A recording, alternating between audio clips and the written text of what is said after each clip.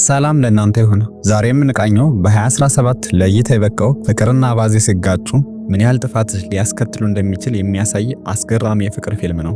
በቅድሚያ ግን ቪዲዮን ከመጀመራችሁ በፊት ቻናላችንን ላይክ እንዲሁም ሰብስክራይብ በማድረግ ቪዲዮ እንድትመለከቱ እጋብዛለሁ።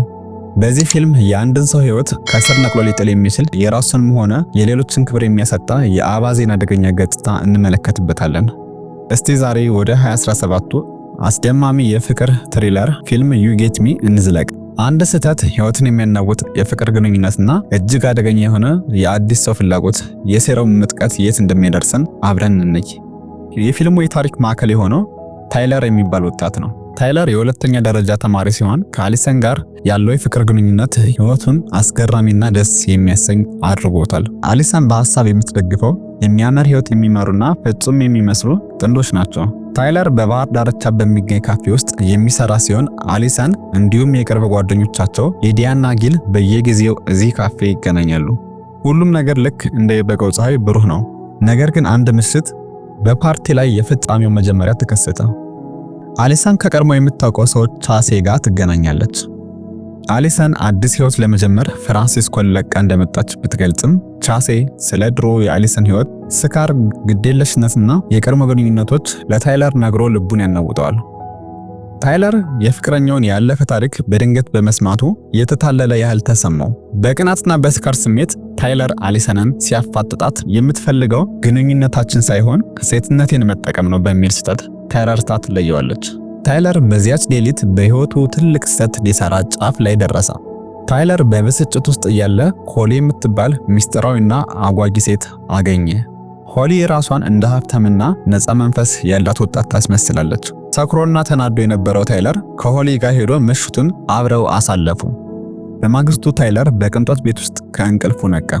አብረው ያሳለፉት ምሽት ለታይለር የአንድ ምሽት ስህተት ቢሆንም ለሆሊ ግን ይህች ሌሊት የህይወት አባዜ መጀመሪያ ነበረች።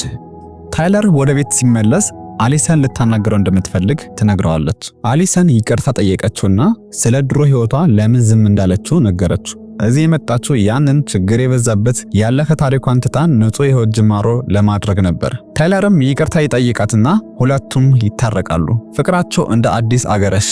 ታይለር ግን የረሳው አንድ ነገር ነበር፣ ሆሊ የምትባል አደገኛ ስህተት። የበጋው ረፍት ሲያልቅ ታይለር በክፍል ውስጥ ሆሊን ባየ ጊዜ ደነገጠ። ሆሊ እዚህ በቋሚነት ሊኖር ነው ብላ ነገረችው። ታይለር በመካከላቸው የተፈጠረውን ሚስጥር አድርጋ እንድትጠብቅ ቢጠይቃትም ሆሊ ግን አስቀድማ ወደ ጓደኝነት ዓላማዋ ዘልቃ ገብታለች። ሆሊ ወዲያውኑ ከአሊሰን፣ ሊዲያና ጊል ጋር የቅርብ ጓደኛ ሆነች። ታይለርም ይህንን ሁኔታ ማመን አቃተው።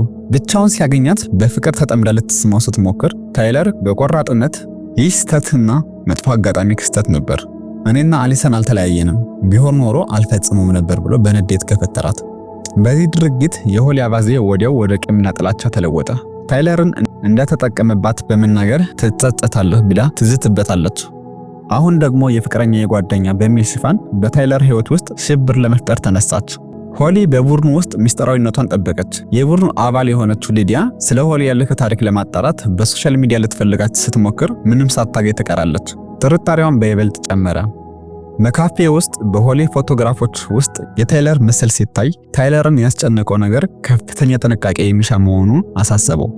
ሆሊ አሊሰንን ቀስ በቀስ ከታይለር ማራቅ ጀመረች። ወንዶች ከሴቶች ጋር ከተኙ በኋላ ለሴቶች ትኩረት መስጠት ያቆማሉ ብላ አሊሰን ከታይለር ጋር እንዳተኛ ተሰምለት ነበር።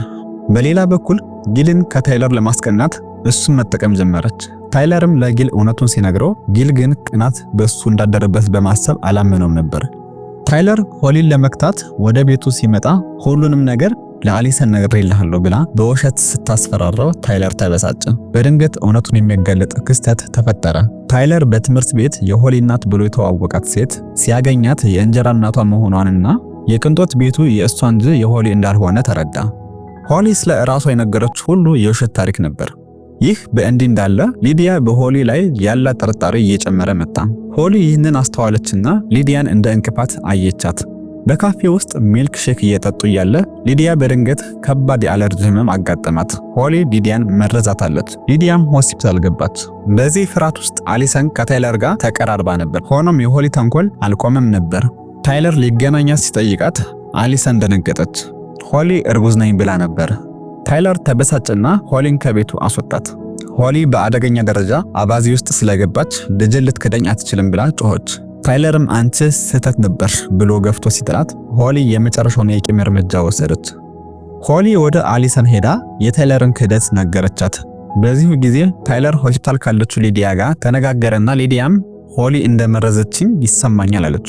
ታይለርም እውነቱን ለአሊሰን ለመናገር ወሰነ። ታዲያ ምን ያደርጋል? ቶሎ ለመናገር ዘገየ። አሊሰን ሁሉን ነገር አውቃ ነበር። በባህር ዳርቻ ላይ አግኝተው ከእንግዲህ አይንህን ማየት አልፈልግም ብላ ጥላው ሄደች።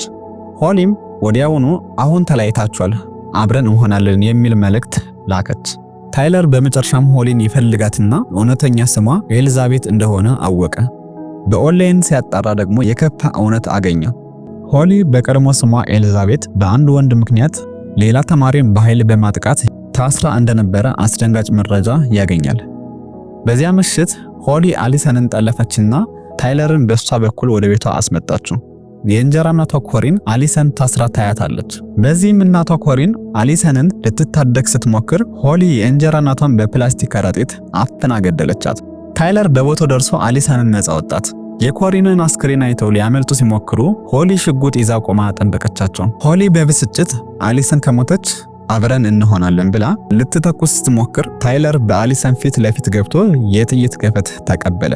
አሊሰን ቆራጥ ሆና ታይለር የጣለውን የእሳት መወጊያ አንስታ ሆሊን ሆዷ ላይ ወጋቻት። ጊልም በጊዜ ደርሶ ታይለርን ወደ ሆስፒታል ወሰዱት። ከጥቂት ቀናት በኋላ ታይለርም ወደ ቀድሞ ጤናው ይመለሳል። አሊሰንና ታይለር ፍቅራቸው ምን ያህል እጅግ ጠንካራ እንደሆነ ተረዱና አብረው ለመሆን ወሰኑ። በዚህም ውሳኔያቸው ደስተኛ ሆኑ። ሆሊን በአምቡላንስ ስትወሰድ የሕክምና ባለሙያውን እንዳይተዋት ብላ ቃል ታስገባዋለች። እሱም እንደሚንከባከባት ቃል ሲገባላት የሆሊ ፊት ላይ ክፉ ፈገግታ ይታያል። ታይለር በፍቅረኛውና በጓደኞቹ ተከቦ የእህቱ ልደት ሲያከብር እንመለከታለን። ሕይወት እንደ አዲስ ቀጠለች። ነገር ግን የፍቅር ስህተት ዋጋው እጅግ ውድ ነበር። ዩ ጌት ሚ ፊልም የአባዜ ኃይል በሚያስደንቅ ሁኔታ ያሳየናል። ስለ ፊልሙ ምን ትላላችሁ? አስተያየታችሁን በኮሜንት ሴክሽን ስፍራ አስቀምጡልን። ይህንን ቪዲዮ ከወደዱት ላይክ፣ ሰብስክራይብ ያድርጉና የደወል ምልክቱን ይጫኑ። በቀጣይ የፊልም ቅኝት እስከምንገናኝ ቸር ይሁኑ እያልን የዛሬውን የፊልም ቅኝት እዚህ ላይ ያበቃን።